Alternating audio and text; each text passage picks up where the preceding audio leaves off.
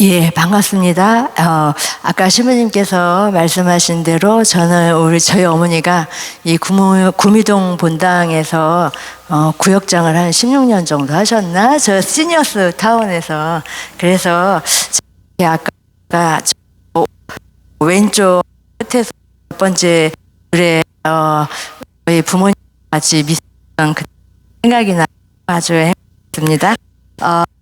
저도 그래서 저희 어머니가 평생 중에서 어쩌면 자식들만 위해서 살다가 성당에서 봉사를 하는 이런 일을 하면서 아주 행복하게 지낸 특별한 이 공간이고 그쪽이기 때문에 저한테도 이 구미동 성당은 굉장히 중요한 이런 소중한 이런 공간 같아요. 제가 이렇게 강의를 하러 많이 다니긴 하지만 이렇게 감실의 주님과 여기 예수님이 계신 이 자리에서 하는 것을 굉장히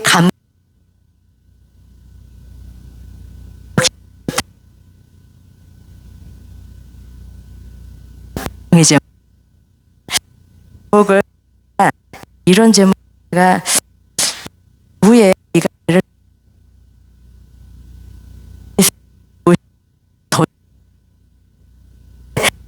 제목으로는 살 때 신기와 정리를 결정할까요? 라는 이런 얘기를 하다가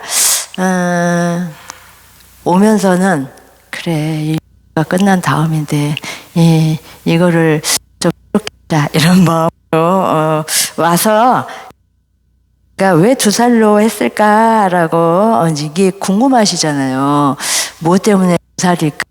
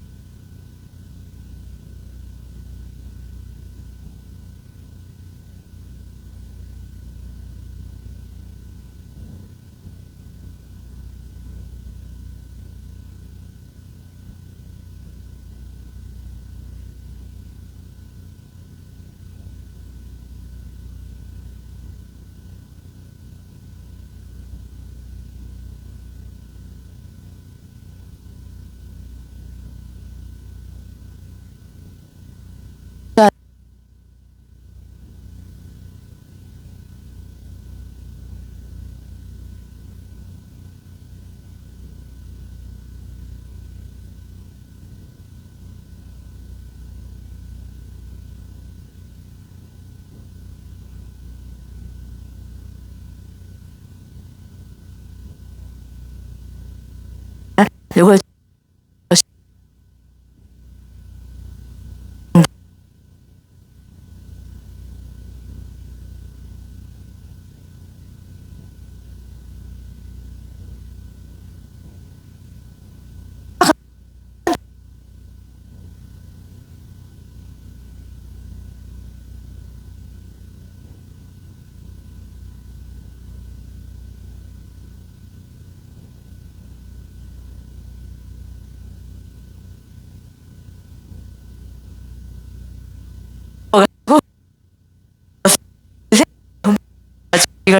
이렇게 내놨는데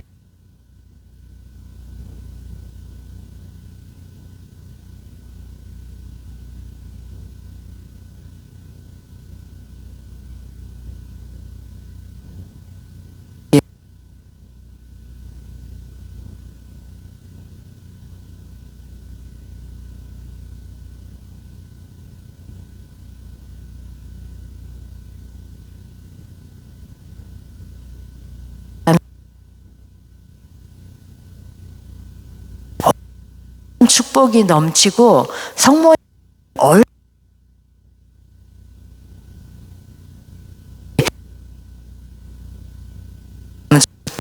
그런 생각 많이 했는데 저 어머니께서 예수님이 저한테만 주신 게 아니라 어머니고 근데 예수님은 뭐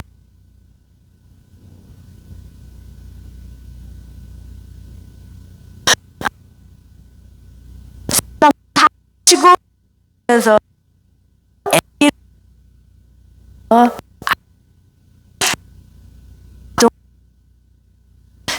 소년 청년 시기 중년의 시기를 우리 다 보여주셨는데 예수님의 삶은 엄마 뱃속에서부터 돌아가실 때까지 모든 삶이 우리의 모범이에요.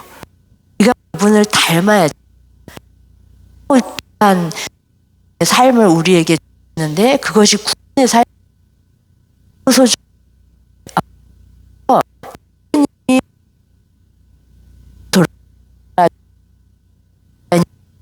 도 그렇게 중요한 살아주신 거란 말이에요. 그런데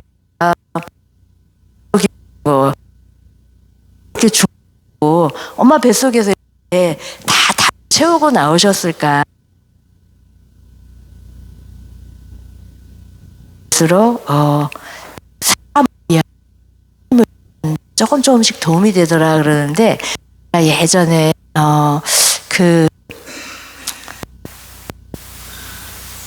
락강 공부를 프랑스에서 공부하고 오신 그 교수님한테 강의를 잠깐 들었을 때 그분이 제가 한 번도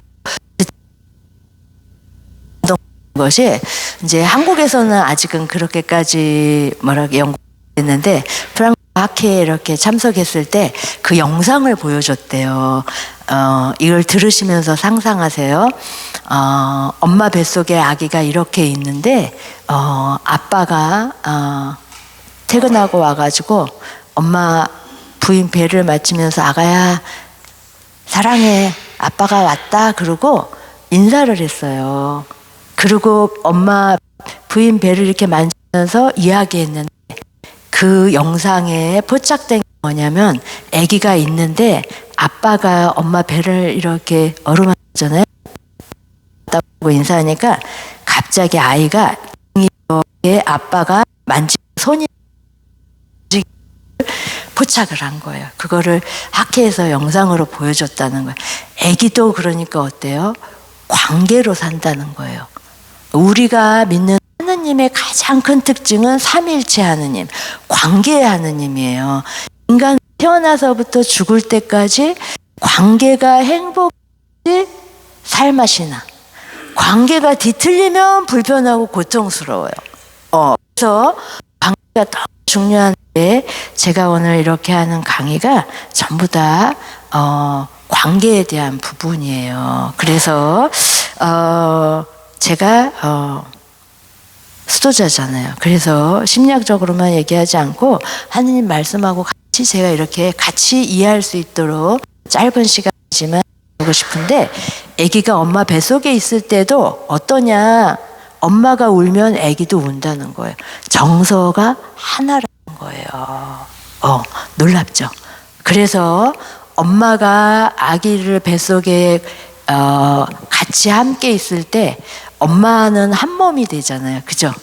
그래서 엄마가 한 몸인데 그럼 아빠 역할은 뭐냐? 부인한테 잘해주는 거예요. 부인한테 잘해주는 거. 부인이 기뻐야지 아기가 그 기쁨을 먹고 사는 거예요.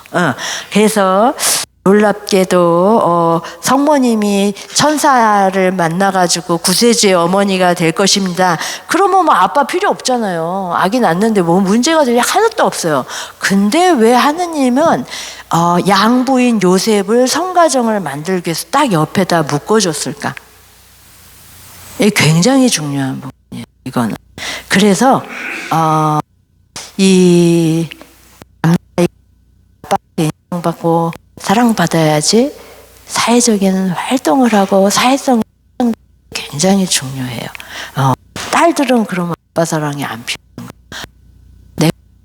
내가 받아들이는데 굉장히 중요한 부분이 있기 때문에 이 성경이라는 게 너무 소중하고 중요한데 이렇게 있다가 나와갖고 아기가 태어나서 1개월 정도 되면 먹고 자기만 하잖아요. 그런데 이때가 얼마나 중요하냐면은 우리가 그때를 여기 계시는 분들 다 성공적으로 성취해내기 때문에 지금 여기 있어요. 그게 뭐냐면은 태어나서 이 정상적인 자폐기라 그런데 이때 정서적으로 쇼크가 오고 힘들고 어려운 자폐가 되는 요 시기들이에요. 너무 중요한 시기야. 그래서 하느님이 태어나서부터 죽을 때까지 이 보신이 좋도록 한 이 시간 축복은 하나도 버릴 것 너무 소중해요. 6개월에서 6개월 이렇게 되는 시기 동안에는 이 시기는 공생기예요. 공생기. 그래서 엄마가 기쁘면 나도 기쁘고 엄마들 불안한 나도 불안한 이런 시기가 되는데 이때 아기들한테 엄마가 주로 이렇게 안아주기를 해요. 젖을 먹일 때도 안아주죠. 잠자라고 자장자장 때도 또 안아주기도 하고 또 아이랑 꽁꽁거리를 할 때도 이렇게 눈을 맞추고 이렇게 하고. 그래서 이렇게 엄마가 아이를 품에 안아주는데 왜 하느님은 이 아기를 키우기가 얼마나 힘들어. 요즘에 아기를 안 놓는 시기가 됐어요. 친척들 중에서도 아기가 있기도 하고 없기도 하고 그렇게 되는데 왜 하느님은 이렇게 아기를 키우는 시기가 길지 않을까. 송아지처럼 태어나면 그냥 나자마자 저벅저벅 걸어가게 만들면 엄마 고생 하나도 안 하는데 왜 이렇게 길게 만들어 놨을까? 하느님이 하신 모든 것은 지혜예요. 지혜. 무엇 때문에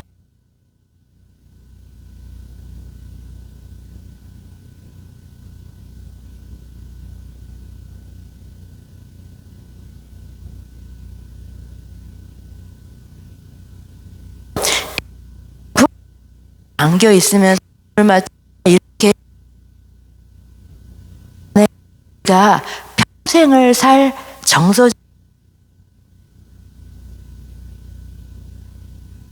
정서적인 안정 너무 중요해 이 시기가.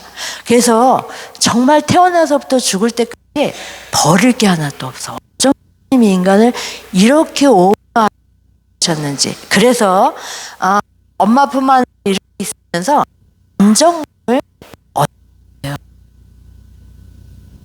젖을 먹이면서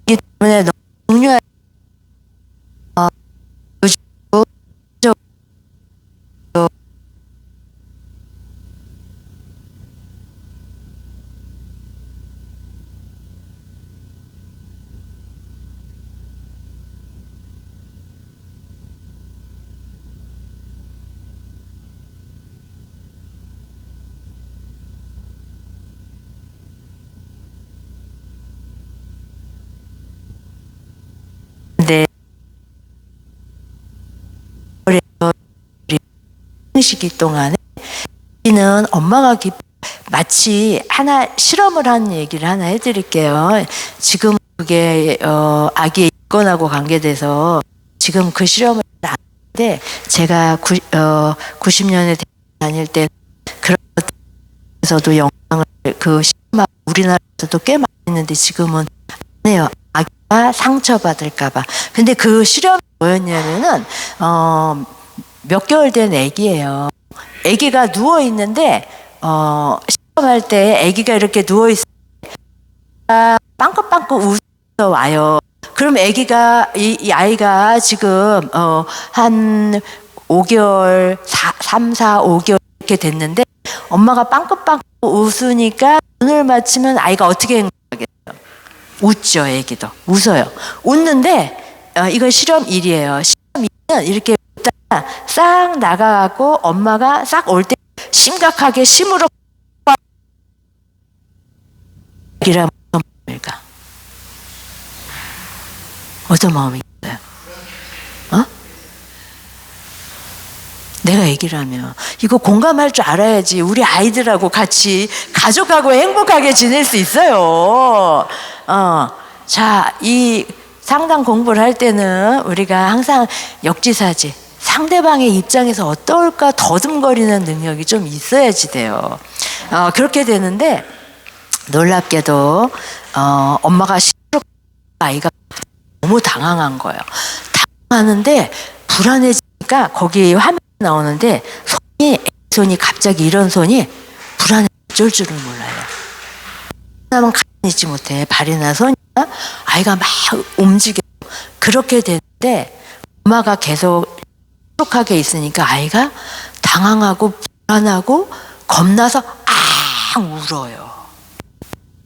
그런데 엄마가 아이가 우니까 엄마가 표정을 받고 또 아까처럼 싹 웃었어요. 이 심정이겠어요? 어떤 느낌이겠어요? 당황스러운 거예요. 이게 뭐야? 그렇게 심각한 엄마가 갑자기 웃으니까 아이가 당황스러운 다음에 웃기 시작하는데 이런 것처럼 애가 말을 못하는 아기인데 영혼은 우리랑 똑같은 영혼이 있어요. 감정도 똑같은 감정이 있어요. 그래서 아이가 말만 못할지 이것을 다 느끼는 거예요. 그래서 그 아이가 당황해서 어쩔 줄 모르다가 계속 엄마가 우니까 그 불안이 느슨해지면서 다시 미소를 짓는 이 실험을 한 거예요. 그래서 이런 일이 한두 번이겠어요? 한두 번이겠어요? 이게 수백 번, 수천여 번이 되면서 아이의 성격이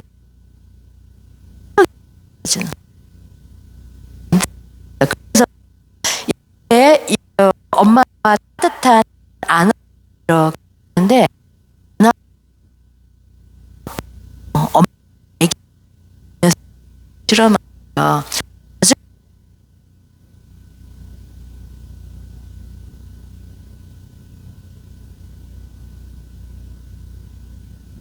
그래서 엄마가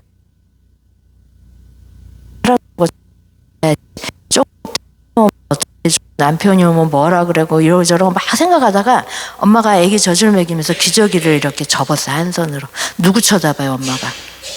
뭐 쳐다봐요? 기저귀 쳐다보잖아요. 얘는 지금 안 쳐다봐요. 기저귀 쳐다봐. 그리고 엄마가 얘 젖 먹이면서 남편이 나한테 오늘 그거 하라고 그랬는데 그거 동해를 언제 가지? 이런 생각 막 하고 있어요. 이렇게 하게 되니까 어떤 일이 있냐면은 지금 단둘이 있는데 엄마가 날 쳐다보자 하고 엄마가 다른 생각을 하고 있는데 엄마는 얘가 이럴 때 어떤 영향받는지 상상을 못해요. 그리고 우리가 컸어요. 그런데 너무 놀랍게 엄마가 기저귀 개고 엄마가 딴 생각해 이 아이가 큰 것을 계속 나이별로 관찰하고 실험을 했어요. 미국에서. 대단한 학자가 내가 어린이집에 가서 친구를 못 사귀어요. 그리고 집에 오면은 혼자 있을 때 거울 앞에 가서 혼자 옷 입고 막 놀고 혼자 놀아. 이런 것들이 연구가 다 발견된 것을 통해서 학문이 되는데 한국에 있는 사람만 그래 어린아이만 그런 게 아니라 5대학 6대주 애들이 다 그러더라. 감정에 공감하는 이 부분이 공통점이잖아요. 감정이라는 게.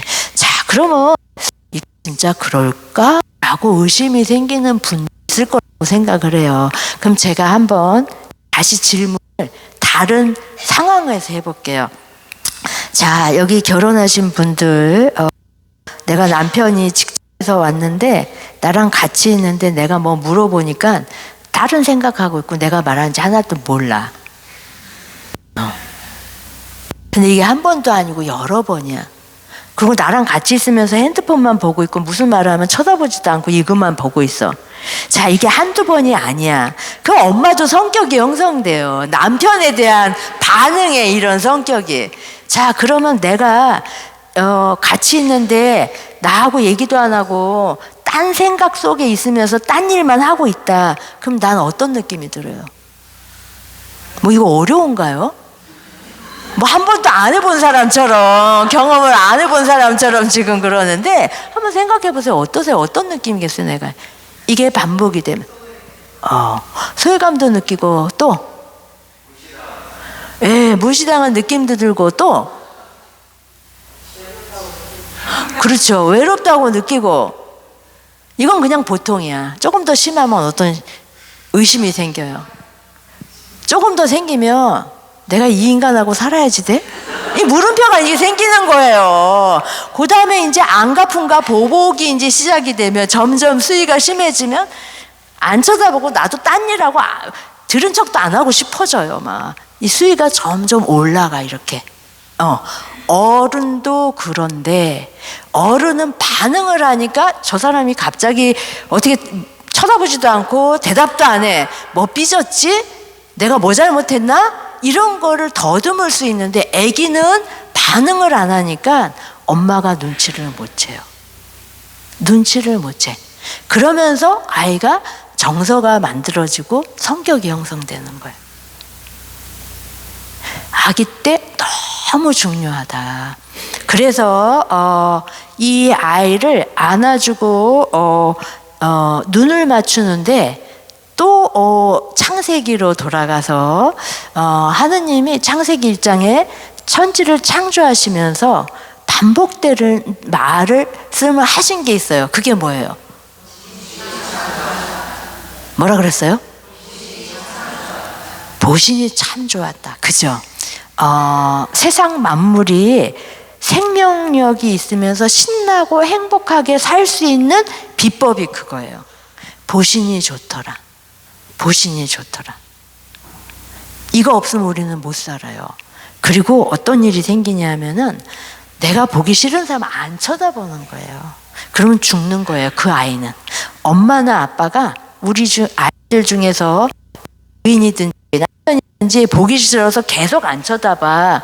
안 쳐다보면 이 시선을 못 받는 사람 죽는 거예요. 이 육신이 죽는 게 아니라 영혼이 메마르고 삭막하게 돼요.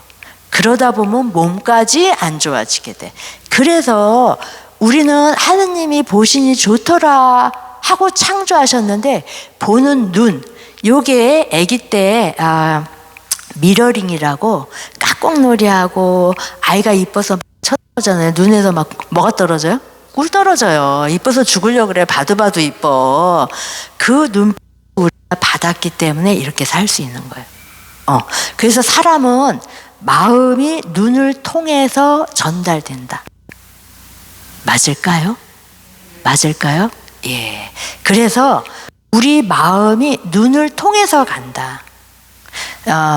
눈을 통해서 가는데 그래서 우리는 눈을 통해서 사람을 살릴 수도 있고 죽일 수도 있다. 그렇죠? 그래서 살릴 수도 있고 죽일 수도 있는 게 뭐예요? 눈이다. 눈. 그래서 하느님은 보시니 좋더라한 그분의 눈빛으로 세상 만물은 다 그 빛깔을 뿜으면서 행복하게 사는데 사람도 마찬가지다. 보시니 좋더라한 하느님의 눈빛을 내가 갖는 것이 이게 영성생활이에요. 이게 신앙생활이야. 내가 기도만 하고 애가 불렀을 때 엄마 기도해! 안 쳐다본다. 이거는 다시 한번 생각해 봐야지 돼. 그래서 제가 예전에 지금서부터 한 20, 30년 전에 어떤 일이 있었냐. 엄마가 성당만 가고 나를 바라봐 주지도 않고 관심도 없는 것 같아. 저 엄마 눈에는 내가 없는 것처럼 보여. 그러니까 어때요? 엄마 성당 갔다 왔더니 성모상을 눈을 다 찔러갖고 아파트 십몇 층에서 갖다 던져버렸어요. 그거는 성모님이 미워서가 아니라 엄마, 나를 관심 가져주지 않고 바라봐주지 않는 엄마에 대한 미움이 성모님한테 투사돼서 이런 일이 일어난 거예요. 그래서 이거는 굉장히 중요해요. 내가 신앙생활 열심히 하는 이유는 하느님은 사랑이시기 때문에 내가 기도와 활동과 많은 걸 하면서 하느님을 닮아서 사랑이 많아서 내가 만나는 모든 사람의 이런 따뜻함, 친절함, 이런 사랑을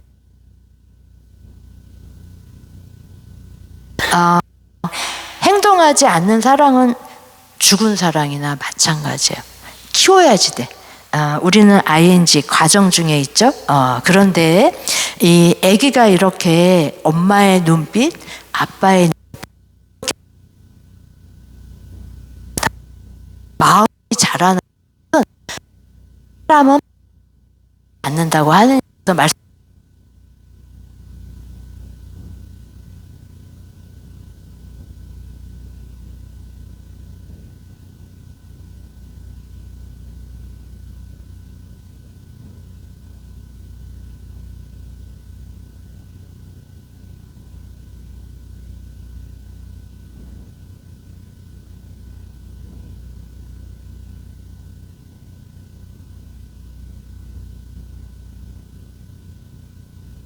고생하고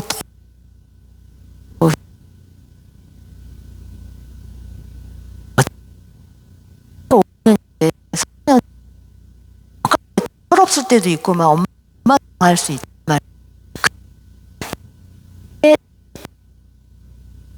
그럼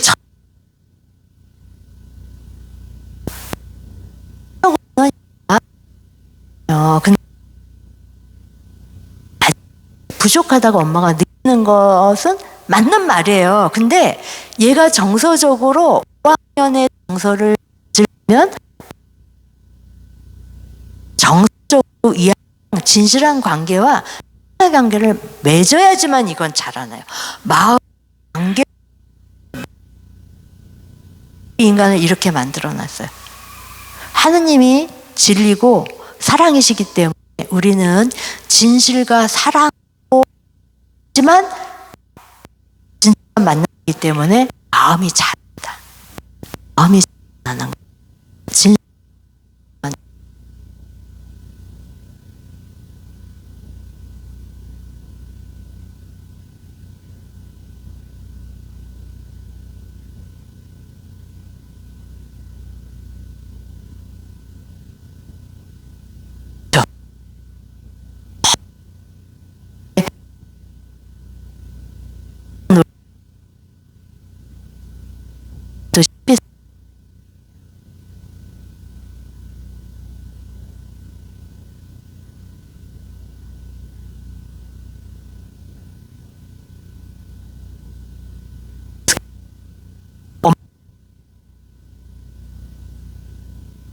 그것보다 더 우선되는 게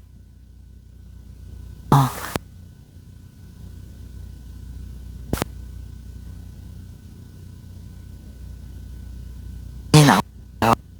이가 행복한 환경에서 잘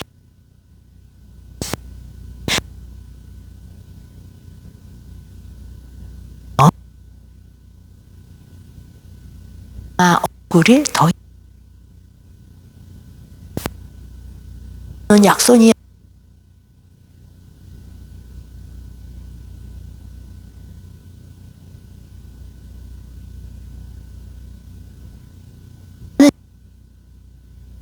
광고로 만들어서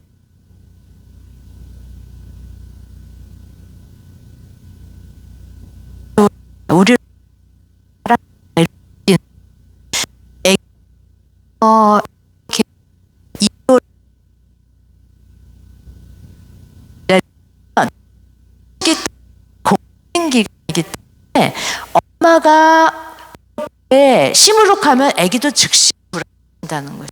하나야. 그죠? 그런 부분이 있는데, 요 시기 동안은 이렇게 만들어준 것은 일체의 시를 만든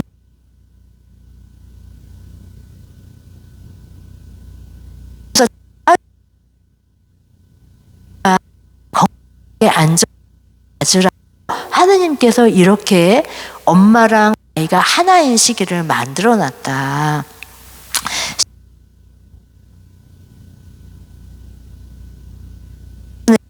이렇게 또 정서적인 공생식을 산다는 거예요.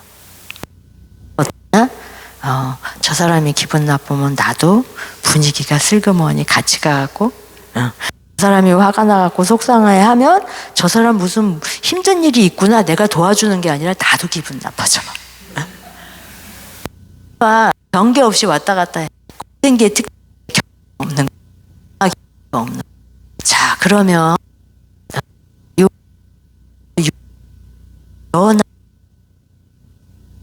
경계가 없는, 나하고 너하고 다르다라는 걸 모르고. 제가 여쭤볼게요. 예를 들면은 엄마가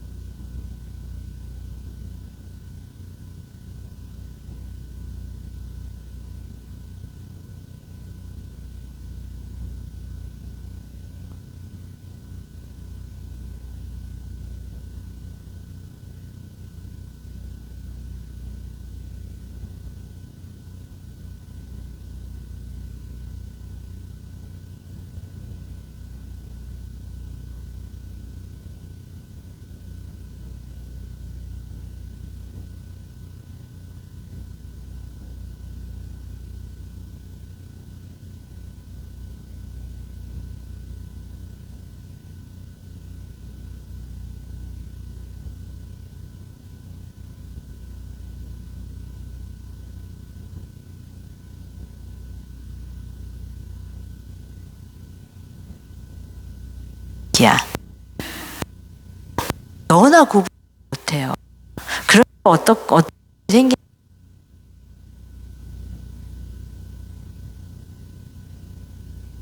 는데 뭘 뭐라 그러냐? 또 다 입어.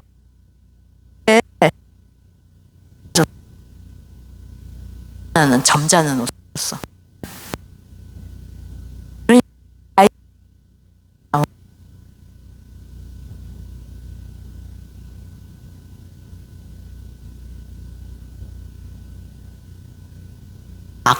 바꿔왔어.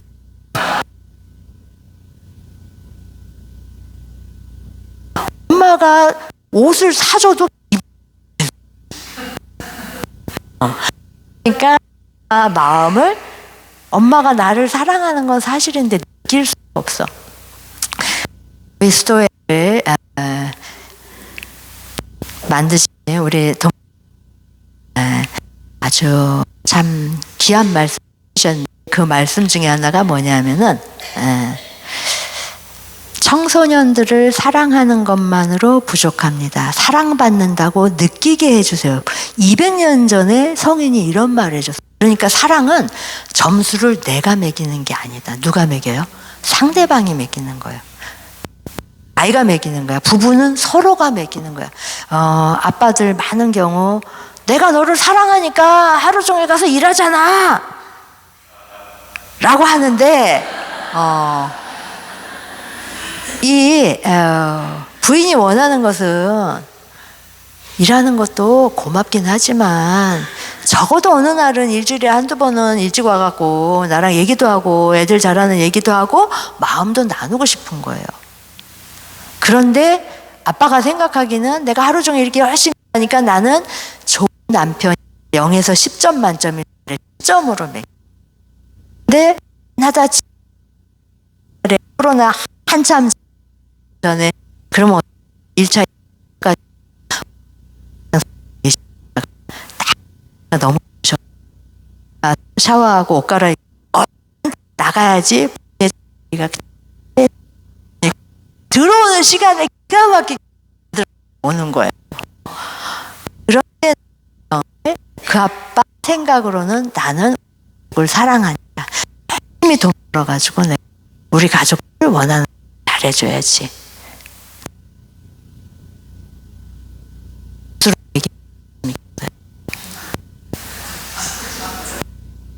빵점 이나 그래서 점수는 상대방이 매기는 거다. 상대방. 잠깐만 제가 가끔 기침을 사탕을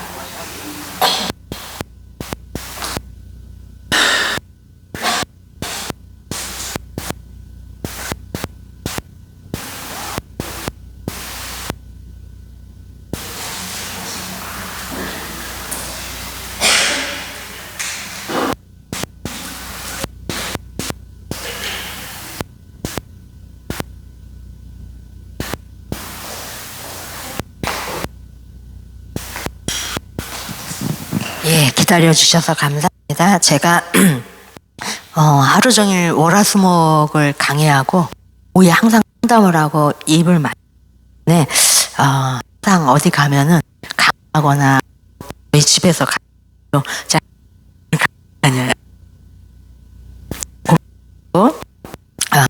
그래서 이런 경계 없는 이런 순간이 되면 어떤 일이 생기냐 하면은 이것이 없을 때도 엄마들이 지를 잘 모를 때가 있어요. 때 말을 해도 안 들어요.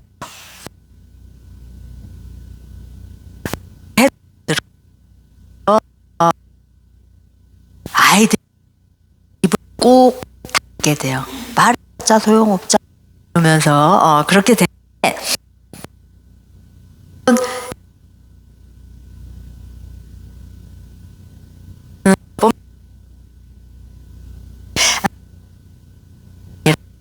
있으면은 어른이 돼서도 이 저희 다시 사는 키를 누르고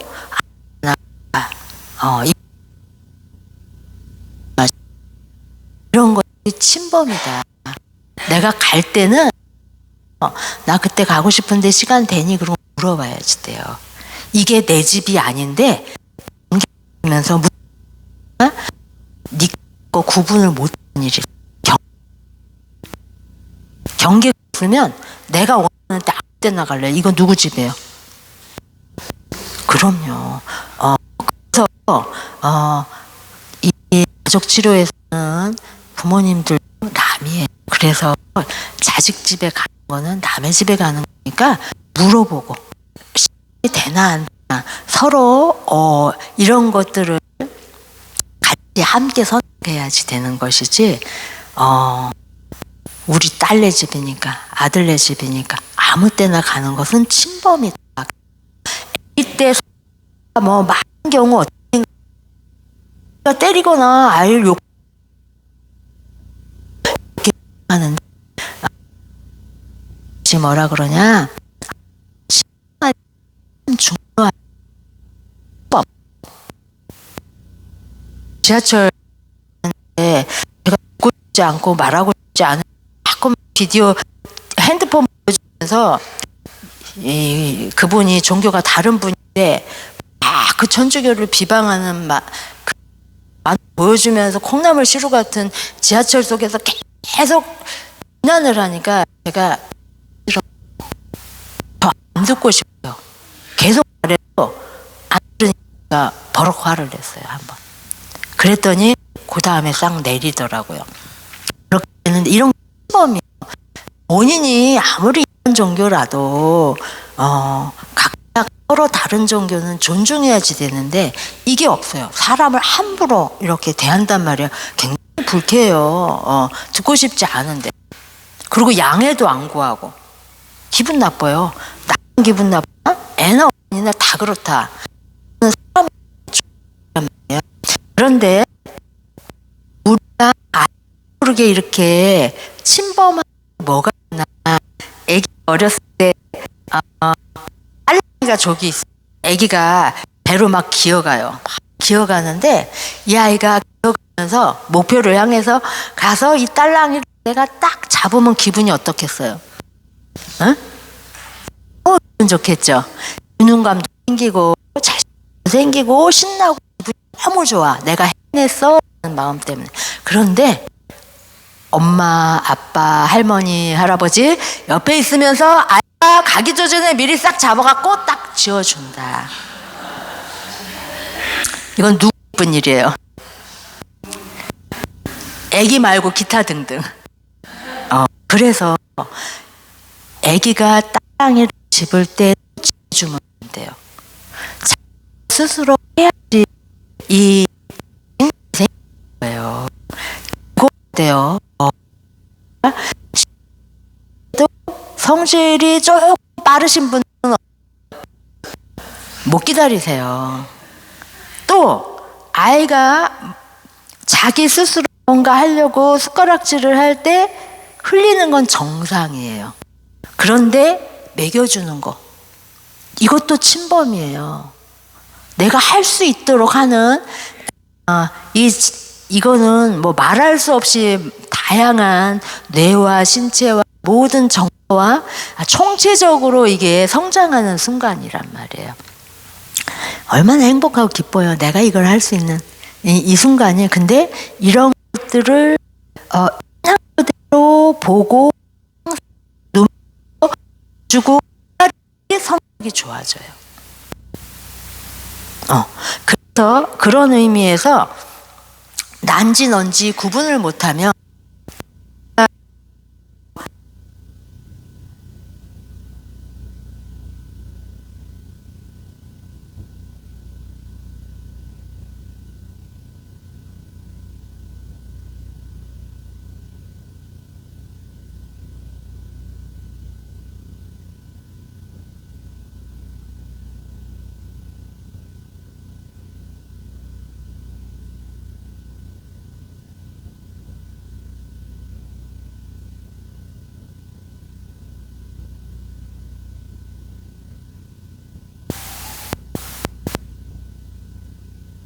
잘하는 스스로 자기가 할 일을 존중이고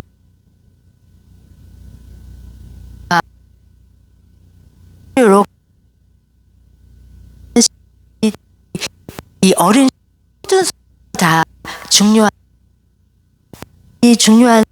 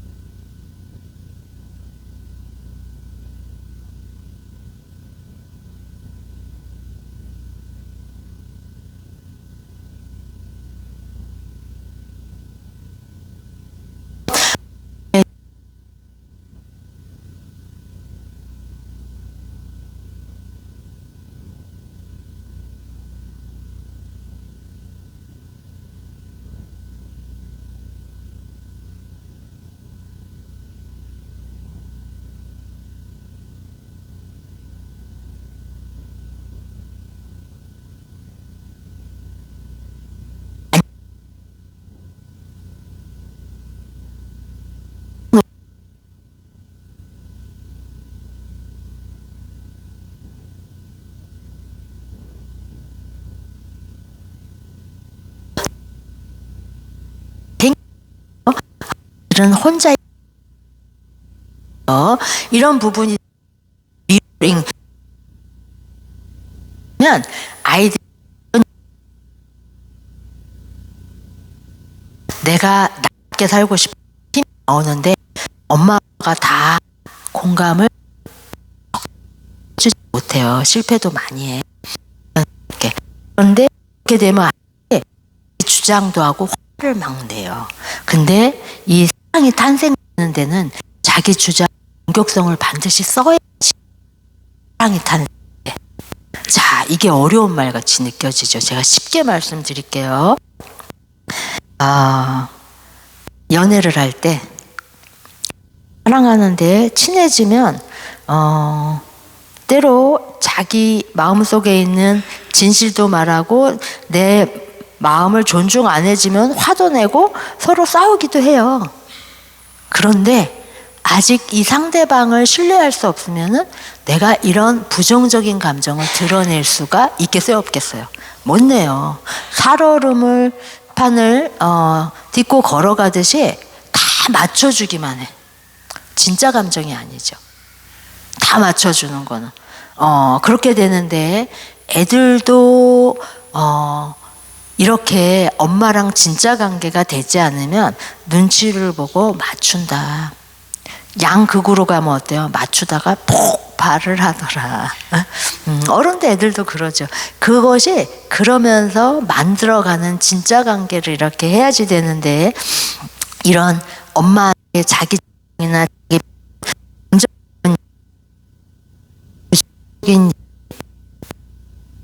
힘들고 슬프고 화가 나는 얘기들도 소중한 사이에서는 해야지 된다.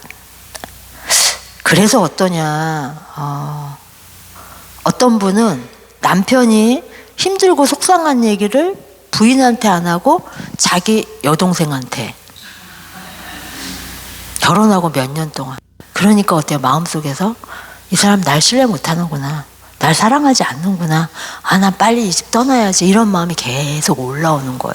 그래서 사랑한다는 것은 내 소중한 대상에게 내가 얘기하는 게 아니라 나의 기쁨과 고통을 다 같이 함께 나누는 거예요. 우리가 예수님을 사랑한다면 예수님 앞에서 맨날 나 좋은 얘기만 해요? 와서? 안 하지. 온갖 얘기 다 하잖아요. 그래서 제일 친한 사이라는 것은 내 희노애락을 다 같이 나누는 사이예요.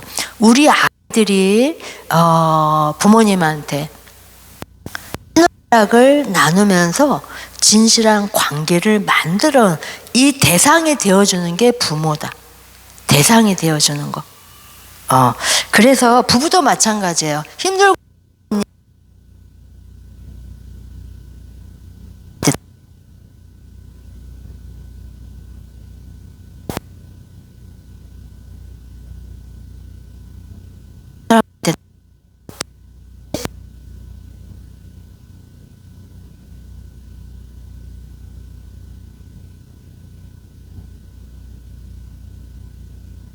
넣어주는 것이 소중한 관계다. 그런데 유치원 꼬마가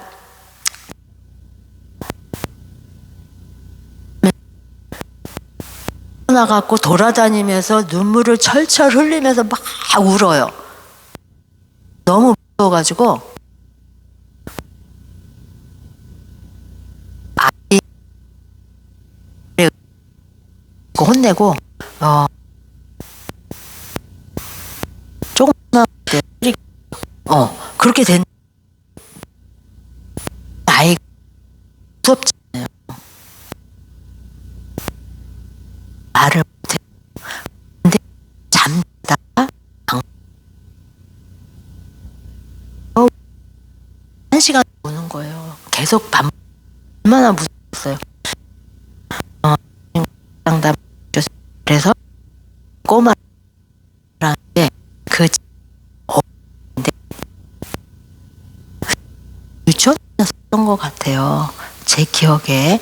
그런데 그 친구가 하는 말이 엄마한테 얘기를, 상담을 신청받았으니까 듣고 같이 이제 저랑 친구랑 엄마랑 저랑 이렇게 상담 테이블에 앉았는데 엄마가 이런 얘기를 하면서 우리 아이가 너무 힘들고 어쩌저쩌 하면서 제가 이 친구에게 너 힘들고 어려운 일이 있었나 보다. 혹시 엄마한테 힘들고 어려운 얘기 하고 싶은 거 있겠니? 그래, 너가 여기서 해도 돼. 그랬는데 이 친구가 해도 돼요? 엄마 이렇게 쳐다보고 말해도 돼요? 말해도 돼요? 왜 자꾸만 반복할까요? 무엇 때문에? 무엇 때문에? 그렇죠. 둘이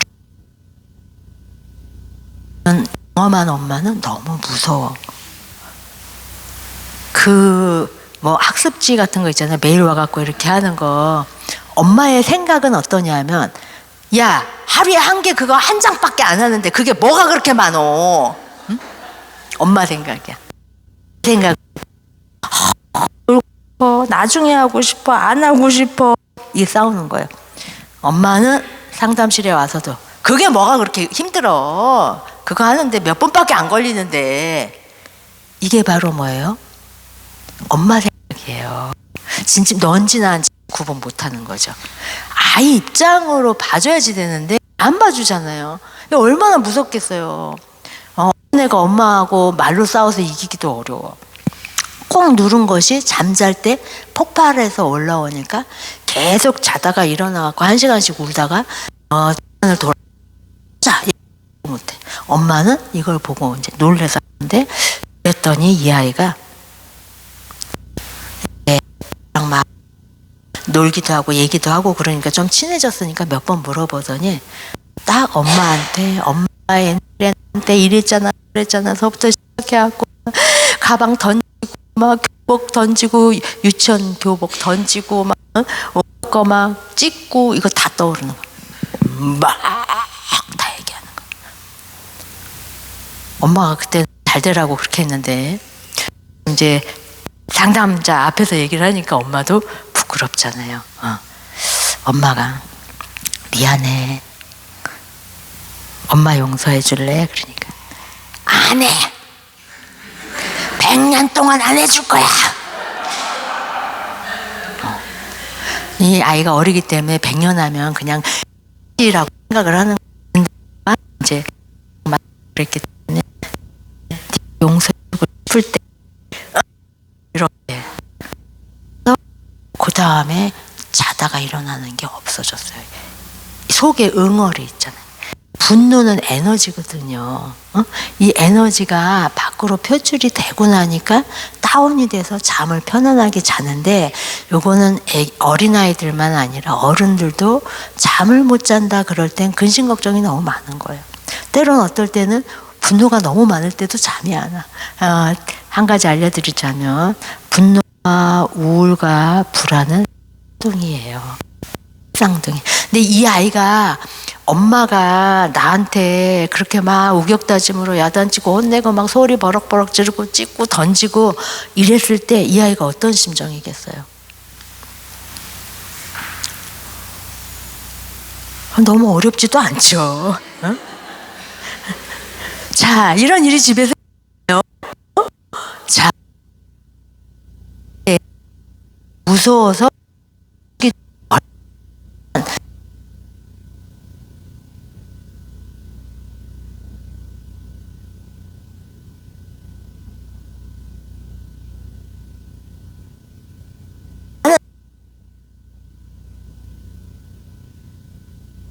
분노 에너지예요. 근데 분노는 에너지라 사람마다 제일 약한 곳에 고여.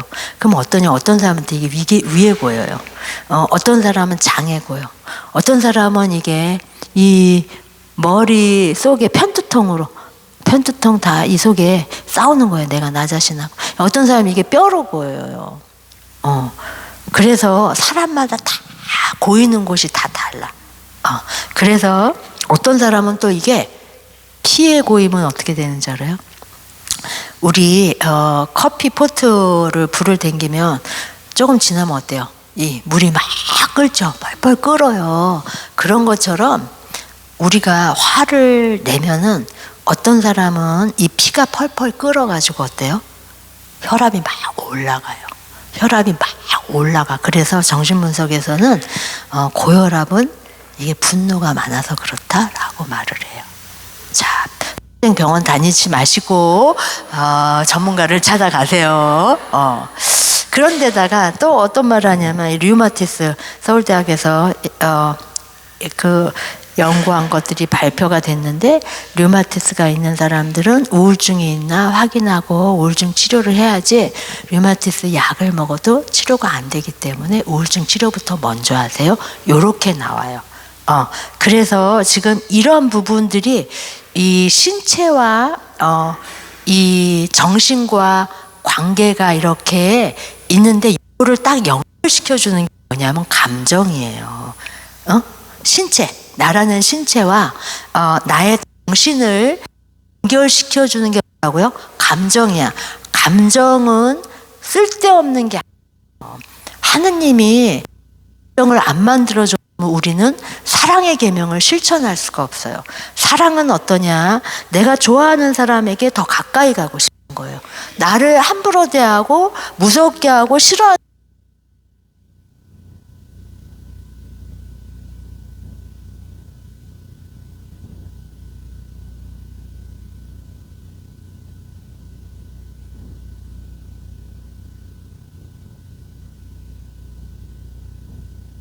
용은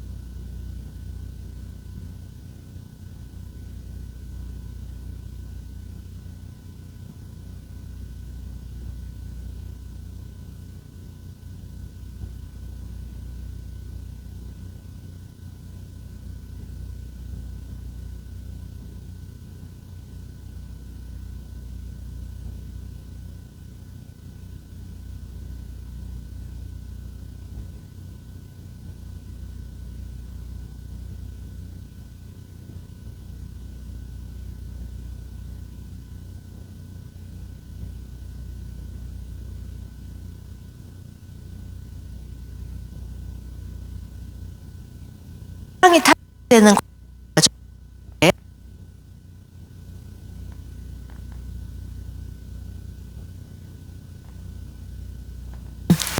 사랑이 탄생되는 필요하다. 두 가지 하나는 보살펴주고 먹여주고 입혀주는 이런 생물학적인 것들을 채워주는 이 엄마, 이런 엄마를 대상 엄마라 그러고 침범하지 않고 나를 존중해주고 또 내가 엄마한테 화가 났어도 엄마가 나한테 보복을 하고 안가품하지 않고 견뎌주면서 이 화해를 하고 요렇게 되는 엄마를 만나게 되면은 아이 마음 안에 어떤 것이 생기냐 하면은 이 사람은 진짜 내 사람이구나. 나를 안가품하고 보복하지 않고 견뎌주는 엄마. 엄마가 내 거가 되는 거예요. 내 엄마. 내 편인 거야. 요 두 엄마, 대상 엄마와 환경 엄마를 둘 다 체험해야지 사랑이 탄생되는데 이런 정신분석에서는 이것이 이렇게 한 보통 24개월 요 사이에 6개월, 24개월 이런 시기에 생긴다고 하는데 우리가 살아보세요. 주변에서 사랑이 많아가지고 어쩔 줄 모르겠다 거의 못 만나요. 그러니까 뭐냐, 이 사랑이 탄생되는데 평생이 걸리는 이유가 우리는 6.25 일제시대를 살은 부모님 밑에서 살면서 정서가 소중하다는 거를 잘 못 경험하고 살았어요. 그러니까 마음이 얼마나 소중하다라는 거를 모르고 자랐어요. 그래서 요즘 애들은 어떠냐, 다 해주는데도 뭐라 그래요. 엄마가 해준 게 뭐가 있어? 막 싸울 때 이래요. 아빠가 해준 게 뭐가 있어? 막 이런단 말이에요. 이거는 뭐냐 하면은 얘네들이 말한 말은 맞아요. 근데 부모 말도 맞아. 내가 너한테 안 해준 게 뭐냐 막 이렇게 하는 부모 말도 맞아. 이 차이는 뭐냐 하면은 엄마 아빠가 하는 말은 대상 엄마 아빠를 말하는 거예요.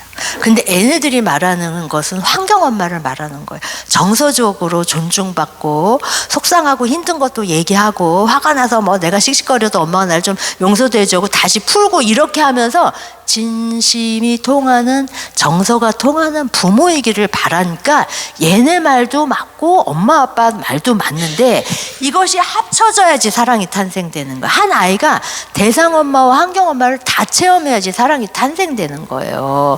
그런데 그러기가 쉽지 않잖아. 네. 그래서 이 2살 때 아이가 정서적으로 보면은 분노가 아이가 막 세상 넓은지 모르고 막 가다 보면은 겁나잖아요. 무섭잖아. 그럼 다시 엄마한테 떨어지고 싶고 지 맘대로 하고 싶은데 두렵고 무서우니까 2살 정도 되면은 애들이 엄마한테 떨어지기도 하고 어떤 의미에서 달라붙기도 하고 두 감정을 다 갖고 있는데 그 전에는 엄마가 어머 얘가 자기 혼자 잘 막 돌아다니고 막 신나하니까 엄마 아빠 안에서도 얘가 점점 정서가 긍정적으로 갈 거라고 생각하는데 요 18개월에서 24개월 동안에는 이 재접근 시기는 아이들의 정서가 제일 오르락내리락 제일 많이 하고 분노 조절이 안 될 때예요. 요때 성격이 형성이 돼요. 그래서 이때 분노 조절을 아이하고 엄마랑 똑같이 싸우거나 대부분은 한 6, 7 만들면 엄마는 이상 복으로 하면 정의로운 거야. 애가 요만큼 잘못했을 때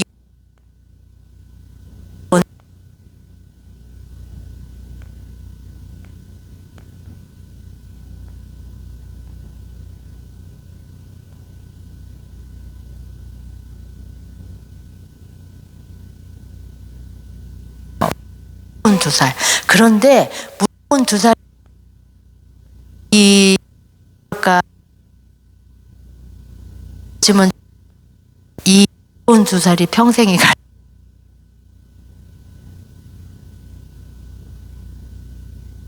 때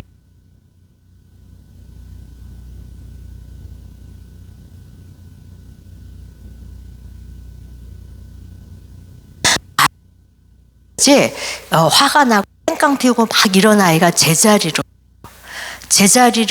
갔다가 화가 났다가 또 뭐 땡깡 피우고 막 이러다가 제자리로 가다 하면서 아이가 제자리에 가는 훈련이 되면 어떠냐 이게 이 아이 스스로가 정서적으로 이런 탄력성이 생겨요. 제자리로 가는 탄력성이. 그런데 땡깡을 피우고 화가 나고 속상한데 이거를 달래주고 조절시켜주는 부모를 못 만나면 이게 조절이 안 돼요. 그럼 이런 것들이 성격장애가 되는 거예요. 힘들어져요. 그래서 아이가 혼자 성격을 만드는 게 아니라 함께 만든다 그랬죠. 그래서 달래주는 거 누가 해야지 돼요? 부모님이에요. 그래서 그냥 분노 조절을 할 줄 알아야지 우리 아이들도 분노 조절을 할 수 있도록 도와준다. 그래서 이 2살 때가 거리 조절도 하고 이런 굉장히 중요한데 2살 때면 어떻게 키웠는지 잘 기억 안 나잖아요. 근데 사춘기는 기억나요. 정서가 어떤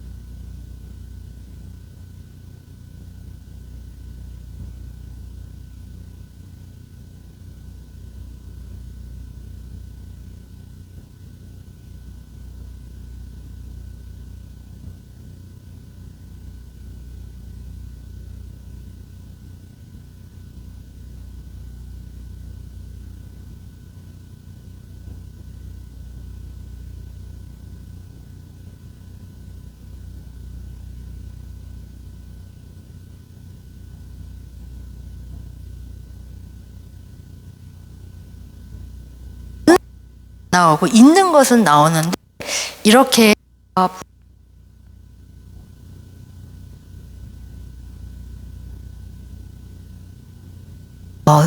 순둥한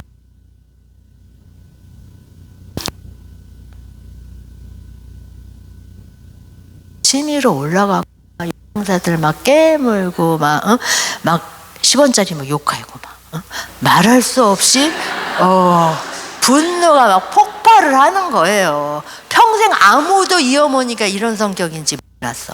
그래서 정신분석에서는 치매를 그 사람의 가장 큰 진실이라고 말해요. 옛날에 망령이라 그랬잖아요. 근데 이게 가장 큰 진실이다. 저희 엄마 아버지는 심리학 교과서예요. 그래서 보면서 정말 놀랍다라고 생각하는 게, 제가 신부님 12시에 끝내죠? 신부님이 오시니까 제가 약간 긴장하고 있어요. 끝내야지 된다는 거. 현실감을 주셨습니다. 두 가지 예를 드릴게요. 저희 아버지가 이북에서 당신 전 한 번도 못 본 하루가 4살 때 항일운동 하다가 총을 맞고 만주에서 돌아가셔가지고 이제 이 몰래 일본 군인한테 총을 맞았는데, 이 시신을 이제 모시고 평북으로 오셨어요. 근데 아버지 첫 기억이 아버지가 엄마인지 할머니 등에 업혔는데 사람들이 집 밖에 너무너무 많이 모였었다는 거. 그게 바로 아버지 시신이 도착했는데, 옛날에는 집안에 객사한 사람은 집안에 들이지 않았다는 거예요. 그런데 뭐가 있냐면은 그 아버지가 돌아가시고 나니까 뭐 평북에서 제일 잘 사는 안동립 씨 부잣집이라고 했지만 이제 카인과 아벨의 집안이 되는 거예요. 그게 뭐냐면은 큰 집이었어요. 이 집이 큰아들이었어요. 그런데 큰아들이 죽으니 어떤 일이 생겼냐, 그분이 이제 딱 이 집은 희망이 없어. 그러니까 둘째 아들네한테 딱 엎어져 갖고, 둘째 아들 너무 좋아하고 그 집을 너무 잘해주고, 여기는 이제 찬밥이에요. 여기는 뜨거운 밥이에요. 그런데 놀라운 건데, 그 할머니가 얼마나 잘 살았으면, 그 당시 평북에서 박람회, 그 일제시대에 기차 타고 오면은, 그런데 큰 집의 막내 아들이 저희 아버지고 작은 집의 막내 아들이 있는데 몇 살 어려요. 그런데 그 아이한테는 외제 장난감을 사주고, 여기는 국물도 없어. 저희 아버지 한 3살 정도, 3살 정도 위인데, 그걸 보니까 배 아프잖아요.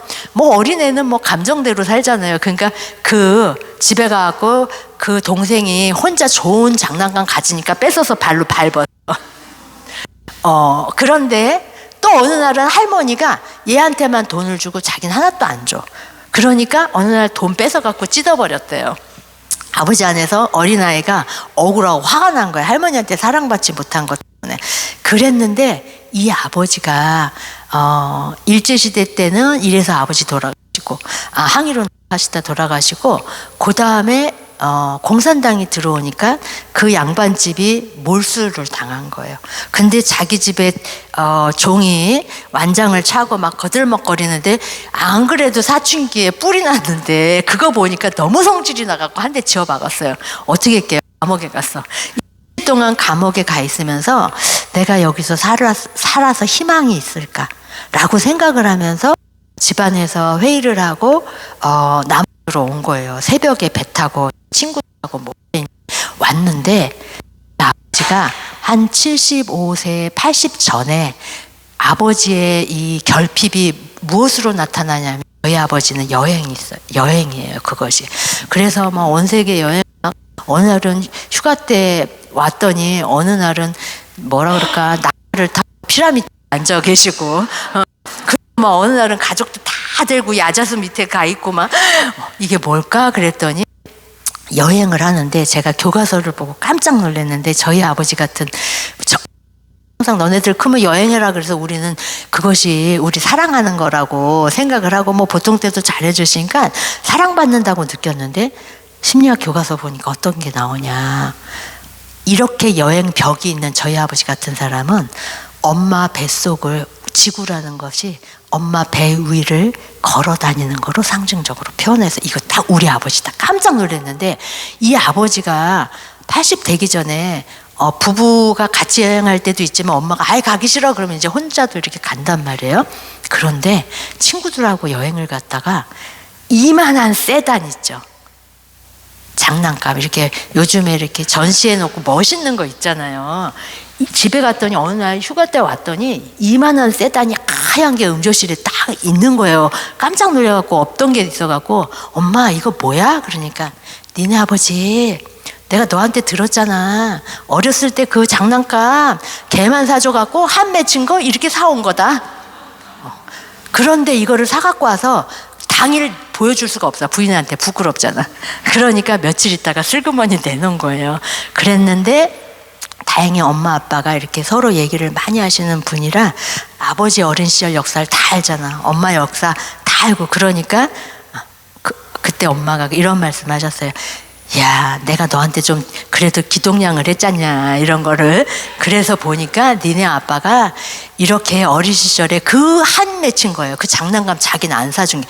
그게 그 어린 꼬마예요. 초등학교도 안 들어가기 전인데 그때 상처받은 것이 어때요? 감정은 뒤끝 구말리예요. 응? 뒤끝 구말리. 이거 하느님이 만든 거예요. 기억이 없으면 치유가 안 일어나요. 그래서 뒤끝 구말리도 목적이 있다. 저희 아버지 뒤끝 구말리가 이렇게 긴 분이에요. 결국 그거를 이제 우리들 키울 때는 어때요? 자식들 키워야지 되니까 여유도 없고 이런 기억도 여유가 없는 거죠. 근데 저희들 다 키우고 결혼하고 손주들까지 다 키우고 나니까 이제는 당신이 옛날 것들이 떠오르면서 의식적으로 그걸 사온 거죠. 근데 그것이 아버지가 어렸을 때 할머니한테 받지 못한 상처를 본인이 자기 자신한테 하는 거야. 이제는 할머니한테 해달라고 그러지 않고 어른이 되면 내가 내 자신한테 해줘야지 돼요. 엄마 아빠한테 못한 거를 요구하는 게 아니라 이렇게 크면은 내가 나한테 해줘야지 된다. 이게 어른인 거거든요. 근데 저희 아버지 교과서예요. 교과서. 저희 엄마도 교과서예요. 제가 깜짝 놀란 게 어렸을 때 몰랐는데 돌아가시고 나서 할머니가 그 집도 교과서가 뭐냐. 외할아버지는 그 옛날에 일본 와세다 대학을 다니시고 또 그분도 뭐 저 경상도에서는 8번째 부자라 그러면 성질낼 정도로 부자인 집이었는데 정서적으로는 경제적으로는 금수저야. 근데 정서적으로는 흙수저예요. 왜 그러냐면 이 할아버지가 이렇게 유학을 갔다 왔는데 할머니는 민중전에 8천이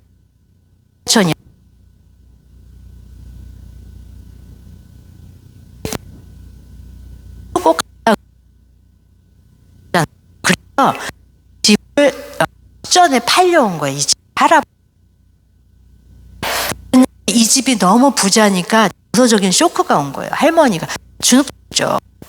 너무 부잣집이고 그런데 보통 아니고 뼈대지만 망했다는 거죠. 그랬는데 이 할아버지가 할머니는 무학에다가 자기는 대학 나오고 막 집은 부자고 정신적인 가치는 별로 없고 그러니까 어때요? 바람을 피워갖고 일본에서 바람 피고 중국에서 바람 피고 하여튼 이러고 살았어요. 그러니까 할머니가 할아버지한테 사랑받지 못한다고 느끼니까 이 한이 맺혀 있는 데다가 이렇게 되면 어떤 일이 생기냐면 부부가 서로 사랑하지 않고 이렇게 관계가 안 좋으면요 엄마들은 자식 중에서 가난한 자식을 하나를 했는데 정서적인 거예요. 정서적인 남편이라는 건 든든한 울타리잖아요. 정서적인 남편이 되는데 이 집에서도 자식이 8명인데 첫 번째 아들도 일본 유학을 가갖고 그 옛날에 유학을 갔다 왔는데 이 할머니가 원하지 않는 여자랑 결혼시키려고 그러니까 자기가 좋아하는 사람하고 잠적하고 떠나갖고 수십 년 동안 집을 안 들어왔어요. 저희 엄마가 그 삼촌 엄청 몇십 년이 걸렸죠. 용서하는데. 그런데 둘째 삼촌이 대구에서 서울대 국문과를 그 옛날에 일제시대 다녔으니까 남자가 부드러운 남자예요. 따뜻한 남자. 이게 할머니의 정서적인 남편이죠. 그래서 이 아들한테는 온갖 얘기하면서 다 위로받고 든든한 아들이었는데 6.25 전쟁이 나니까 땡끝하고 즉사를 해버린 거예요. 그러니까 할머니가 어떠냐? 정서적인 과부가 돼버렸어요. 그때서부터 우울증이 걸리고 힘들어졌는데 저희 엄마가 그 속에서 살았어요. 그러니까 할머니가 자식들을 검사를 잘 못했는데 다들 머리는 좋은데 정서적으로는 취약해요. 그런데도 불구하고 엄마가 건강하게 잘 자란 것이 있었다고 저는 봤는데, 저 어렸을 때 이런 얘기 하더라고요. 저희가 아파트에서 한강맨션에 있는데 어느 날 엄마가 이러는 거예요. 참 이상하다. 내가 슈퍼 가면은 물건이 항상 있는데 왜 내가 자꾸만 창고에 휴지, 비누를 계속 싸놓는지 내가 왜 모르겠어. 제가 그거는 제 초등학교 때니까 이런 공부 안 했으니까 엄마 허전한 마음을 계속 물질로 채우는 거였어요. 그런데 결혼해서 살면서 이게 결혼한 생활 동안은 유지가 됐어요. 근데 아빠가 돌아가시고 나니까 그게 무너지더라고요. 그러다 보니까 만약에 아빠가 끝까지 살았으면 엄마가 이렇게 무너지지 않았을 텐데, 정서는 이런 거예요. 구멍이라고. 엄마 안에서 어려서부터 취약한 부분이 있었는데 다 살긴 살았어. 뭐 그 옛날에 경북 여중고 나오고 뭐 공부 잘하고 이러고 살았는데, 정서적인 취약한 것은 지적인 거로 해결이 안 돼요. 정서는 관계로만 해결된다 그랬죠. 할머니가 이렇게 외로운데 어떻게 자식들 따? 할아버지는 바람 피우느라고 정신없고. 그랬는데 어떠냐. 그래서 저희 엄마 안에서는 동생들을 정서적으로 건사했어요. 그러니까 동생들한테 있으면서 살아냈어요. 그런 부분들을 다행히. 그런데 어떤 일이 있냐? 아버지가 돌아가시고 나니까 마치 엄마가 우울증 걸려서 아이를 케어를 못했잖아요. 할머니가 그것처럼 아버지가 돌아가시고 나니까 무의식안에서 버리고 간 것 같이 착각하는 거예요. 이거는 상상을 못할 일이에요. 엄마는 책을 한 1000권 정도 읽었을 거예요. 머리가 굉장히 좋으신 분이세요. 그런데 이 합리적인 사고를 할 수가 없는 거예요. 어떻게 남편이 자기를 버리고 가요? 어느 날 무슨 하면서 엄마 이제 여기 제가 가끔 엄마 기도하고 이렇게 하고 하면서 엄마도 이렇게 혼자 있는 거 싫겠지만 좀 지나다 보면 아빠 보러 갈 거야. 이제 그런 여러 온갖 얘기를 다 한단 말이에요. 그랬는데 엄마가 저랑 얘기하다 말고 갑자기 삐져갖고 하는 말씀이 뭐라 그러지? 나보고 갔잖아? 이렇게 얘기를 하는 거예요. 이게 무슨 얘기야? 버리고 갔다고 착각해. 안 그렇잖아요. 성인의 생각이라면, 제가 알고 있는 엄마는 그런 사람이 아니었는데 아버지가 가시고 나서 정서적인 게 뚝 무너지더라고요. 그래서 제가 정말 아직 죽을 때까지 죽는 것이 정서예요. 그래서 정서적으로 분노와 우울과 이 불안 이기 때문에 균형기가 오기 전에 이걸 해줘야지 유년의 치매가 안 걸리고, 주님이 주신 우리가 이 지적인 능력, 정서적인 능력 죽을 때까지 하고 살아요. 그래서 이런 면으로 부모님 세대는 힘들고 어려운 게 굉장히 많았는데 결국 마지막까지 견디게 하는 게 정서다. 그래서 여기 계신 분들에게 제가 마지막 얘기를 드리자면은 이렇게 성당에 나올 수 있는 거 저는 천운이라고 생각해요. 저는 고등학교 때 세례를 받아서 저는 19살에 수녀원에 들어갔어요. 너무 행복하고 너무 감사해요. 제가 부모님한테 제일 감사하는 것 중에, 제가 대학 1학년 다니다가 쑥 들어갔는데 추천서를 써준 게 제일 감사해요. 항상 그런 부분에 저를 존중해 줬다고 생각하면서 지금 한 번도 후회하지 않고 감사하고 기쁘게 사는 이런 종교를 갖는 게 얼마나 행복한가. 그런데 종교 생활을 하면서 제가 시를 또 많이 보면 뭐가 있냐면은, 기도를 해서 자기 억눌러요. 있는 그대로를, 내 감정을 보는 거, 이런 있는 그대로의 감정으로 주님께 기도하는 게 진짜 감정, 진짜 기도예요. 있는 그대로 어린아이와 같이, 오늘 복음이잖아요. 그래서 어린아이와 같이 내가 예수님 앞에서 있는 그대로 내 속상하고 화가 나고 힘든 것도 무엇이든지 써라, 예수님께. 그래서 기도라는 것은 하느님을 대상으로, 엄마 아빠보다 더 전하를 사랑하시고 생명을 주신 분하고 진정한 관계를 맺으면서 살아야지 성장이 되고 변화가 돼요. 그래서 내 기쁨과 슬픔, 고통과 아픔을 무엇이든지 누구랑? 주님과 함께. 저분은 사랑의 대상이에요. 나를 있는 그대로 사랑해 주시는 분이라. 마지막 한 가지 더 얘기하고 마칠게요. 하느님은 나를 보고 계신다. 그리고 사랑하신다. 하느님은 나를 보고 계시고 그리고 나를 사랑하신다. 그래서 이런 나도 하느님을 있는 그대로 사랑하고 나 자신도 있는 그대로 사랑한다. 그래서 행복은 뭐냐면은 매 순간을 있는 그대로 수용하고 사랑하는 거. 화가 났으면 반대로, 어떨 때는 엄마 화나, 뭐가 안 났어요 이렇게 말한단 말이에요. 그래서 하나님 저 화가 0에서 10 정도 나는 도와주세요.